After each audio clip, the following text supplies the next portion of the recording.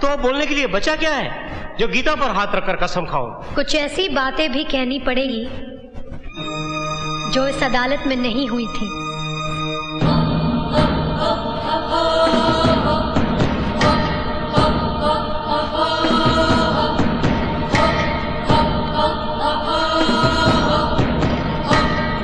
हम ठहरे गरीब लोग, हमारे पास न तो दहेज देने के लिए रुपए है और न ही वकील की फीस के लिए, इसलिए मैं खुद ही इस केस की पैरवी कर रही हूँ।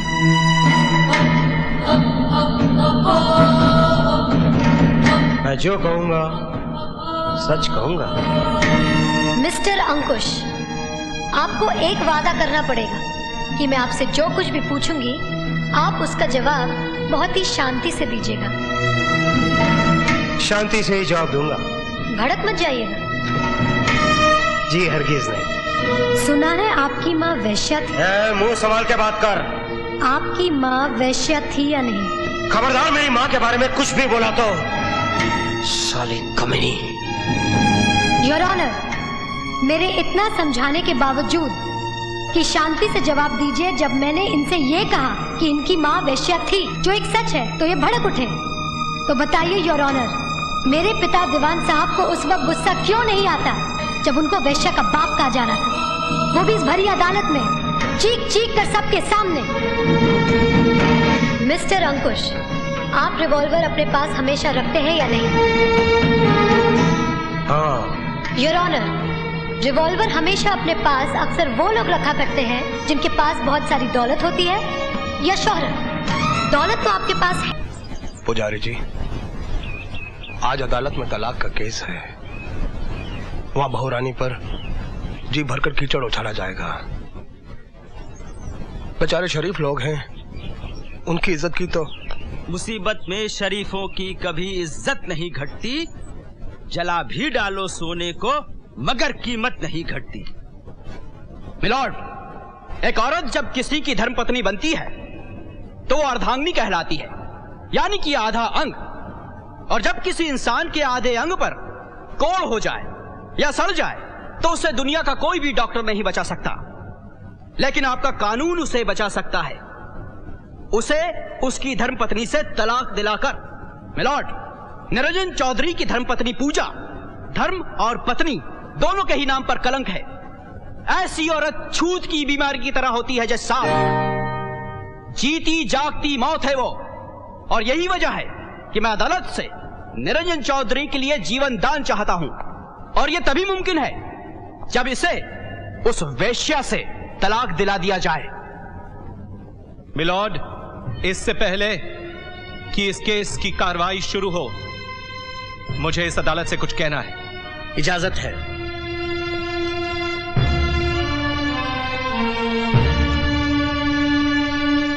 निरंजन चौधरी को पूजा से तलाक चाहिए।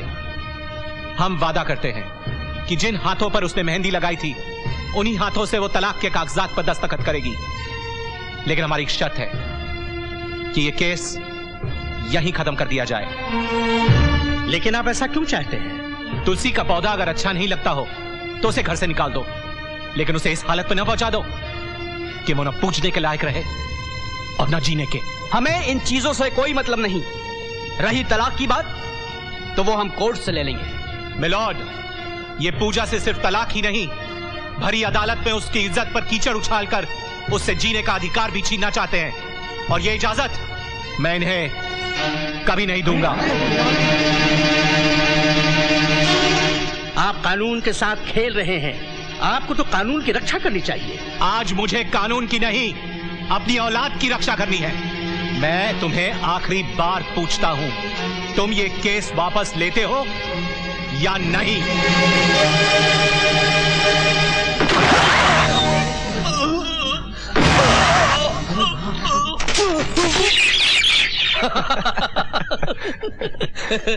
वकील साहब, आप सच कह रहे हैं? बिल्कुल सच।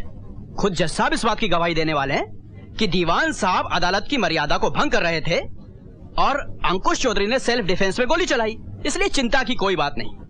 अंकुश साहब बाइज्जत रिहा हो जाएंगे। अरे सांप भी मर गया और लाठी भी नहीं टूटी। ये तो सब प्रभु की लीला है। लोग कहते हैं कि मुसीबत कभी अकेले नहीं आती। अब बेचारी पूजा को ही ले लो ना। पहले उसके पेट का बच्चा मरा, फिर उसका तलाक हुआ, और अब बेचारी के पिताजी गुजर गए। ये देखो, ये दुल्हन की साड़ी है। ये रहे दुल्हन के गहने।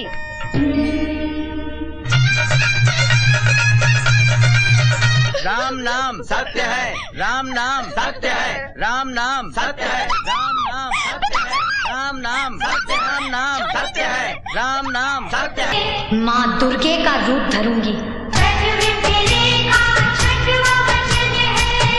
मैं उन लोगों को तिल तिल मारूंगी। मैं तो मर चुकी हूँ, मैं उनको तबाह बर्बाद कर दूंगी। मुझे 40 किलो लकड़ी चाहिए। अपने लिए? हाँ। छत बनाने के लिए कि जलाने के लिए? जलाने के लिए। हाउ? अपनी चिता जलाने के लिए पहले से ही लकड़ियाँ इकट्ठी कर। अबे ओ, मुंह संभाल के बात कर। अभी मेरी मरने की उम्र नहीं है। अभी 2 साल पहले मेरे बाप ने दूसरी शादी की है। हाउ? फिर तो उनको मुबारकबाद देनी चाहिए। कहाँ मिलेंगे वो? वो अपने बाप से मिलने गए हैं। हाँ, यानी कि उनके बाप भी जिंदा है। लगता है कि पूरे खानदान ने आबे हयात पी रखी है। ये पंडित जी आजकल शादी कराने का धंधा बंद कर दिया क्या? अरे उन कमीनों के चक्कर में तो मैं पिटते पिटते बचा हूँ। क्या? चलो चलो लकड़ी वजन करो।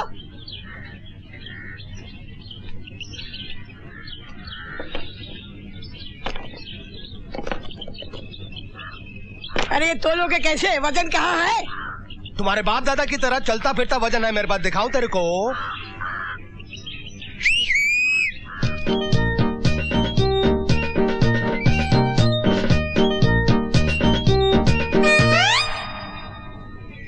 ये बताओ तुम इन्हें वजन की जगह क्यों इस्तेमाल करते हो? ये लोग रात भर जागते रहते हैं, दिन भर काम करेंगे ना तो थक कर जल्दी सो जाएंगे, और फिर उसके बाद मेरा सपना पूरा हो जाएगा।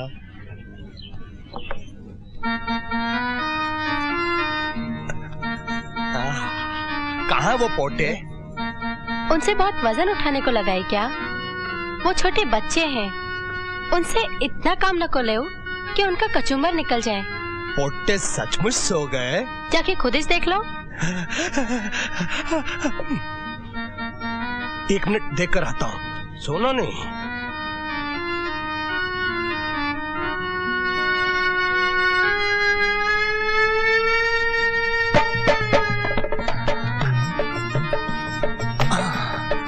मेरी शब्बो, मेरी भागमती, मेरी लाड बाजार, मेरी चूड़ियों की दुकान। सच्ची? हाउ? तो ऐसा पहले काय को नहीं बोले? इससे पहले ये घर हैदराबाद का चिड़ियाघर दिखता था, लेकिन आज आगरे का ताजमहल लग रहा है। शब्बो, बन्ने, मेरा दिल कर रहा है कि तुमको। नहीं, हाथ नको लगाओ मुझको। कायकू? आज मैं मजबूर हूँ, आज नको। नको नको नको करो जी। हाउ हाउ हाउ करो जी। मुझ यतीम पर रहम खाओ, खुदा तुमको फल देगा। आओ आओ। समझ गए ना? और अभी भी नहीं समझे तो कहो, कान में बोलूं? नको नको, कान में नको नको। समझ गया। इसका मतलब आज भी? हाउ? हाउ? मेरा क्या नसीब रे, मैंने अभी तक सुहाग रात नहीं मनाई, और उधर छोटे चौधरी को देखो, एक शादी के बाद दूसरी शादी का शगुन लेकर जाने वाला है। अभी वो हल्दी भी मजे से लगा रहा होगा साला।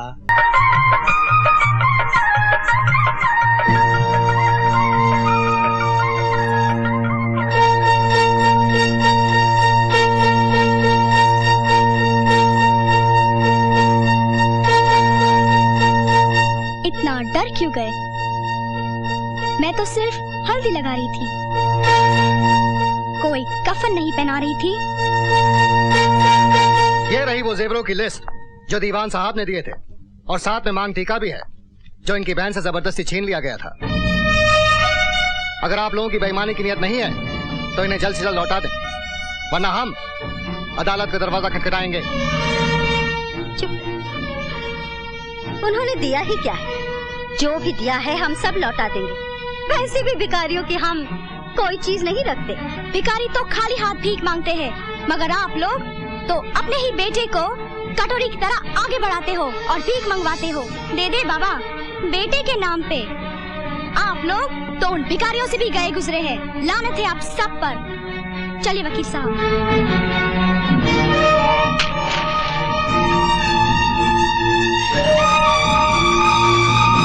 जाते जाते एक बात सुन लो, आज तुम्हारे बाप के मर्डर केस की तारीख है। मैं कोर्ट भी जाऊंगा और वहां से बाइज्जत रिहा भी हो जाऊंगा।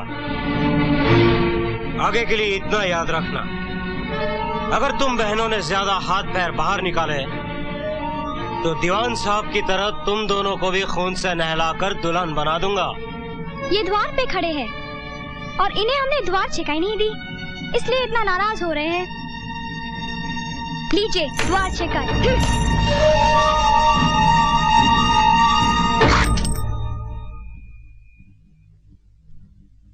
पिताजी, आपका हत्यारा बहुत खुश है कि वो आज कोर्ट से रिहा हो जाएगा, लेकिन मैं ऐसा नहीं होने दूंगी। उसने सेल्फ डिफेंस के कानून का सहारा लिया है, मैं भी उसी कानून का सहारा लूंगी, ताकि सांप भी मर जाए और लाठी भी ना टूटे। दीवान साहब ने जो कुछ किया और बाद में जो कुछ हुआ वो सब यही हुआ। जज साहब, आपने भी तो देखा था, तो अब बोलने के लिए बचा क्या है जो गीता पर हाथ रखकर कसम खाऊं? कुछ ऐसी बातें भी कहनी पड़ेगी जो इस अदालत में नहीं हुई थी।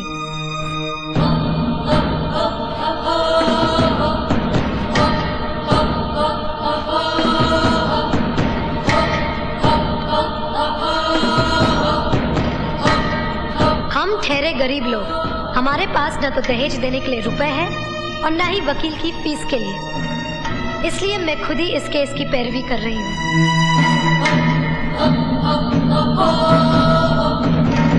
मैं जो कहूँगा सच कहूँगा। मिस्टर अंकुश, आपको एक वादा करना पड़ेगा कि मैं आपसे जो कुछ भी पूछूंगी आप उसका जवाब बहुत ही शांति से दीजिएगा। शांति से ही जवाब दूंगा। भड़क मत जाइएगा। जी हरगिज नहीं। सुना है आपकी माँ वेश्या थी। मुंह संभाल के बात कर। आपकी माँ वेश्या थी या नहीं? खबरदार मेरी माँ के बारे में कुछ भी बोला तो साली कमीनी। योर ऑनर, मेरे इतना समझाने के बावजूद कि शांति से जवाब दीजिए, जब मैंने इनसे ये कहा कि इनकी माँ वेश्या थी, जो एक सच है, तो ये भड़क उठे। तो बताइए योर ऑनर, मेरे पिता दीवान साहब को उस वक्त गुस्सा क्यों नहीं आता जब उनको वेश्या का बाप कहा जा रहा था, वो भी इस भरी अदालत में चीख चीख कर सबके सामने। मिस्टर अंकुश, आप रिवॉल्वर अपने पास हमेशा रखते हैं या नहीं? हाँ। योर ऑनर, रिवॉल्वर हमेशा अपने पास अक्सर वो लोग रखा करते हैं जिनके पास बहुत सारी दौलत होती है या शोहरत। दौलत तो आपके पास है नहीं, क्योंकि चरस पीने के लिए पैसे भी आपको ससुराल वालों से भीख में मांगने पड़ते हैं। अब रही शोहरत की बात, तो इतना मैं दावे के साथ कह सकती हूँ कि आधी रात के बाद गली के आवारा कुत्ते आप पर भौंकते जरूर होंगे। आपके पास न तो दौलत है न शोहरत, फिर अपने पास रिवॉल्वर रखने की वजह क्या है? वजह यह है कि आप एक घटिया किस्म के इंसान हैं। आप गुंडे हैं। तू मुझे घटिया इंसान और गुंडा कह रही है? मैंने तो फिर भी कुछ अच्छा कह दिया।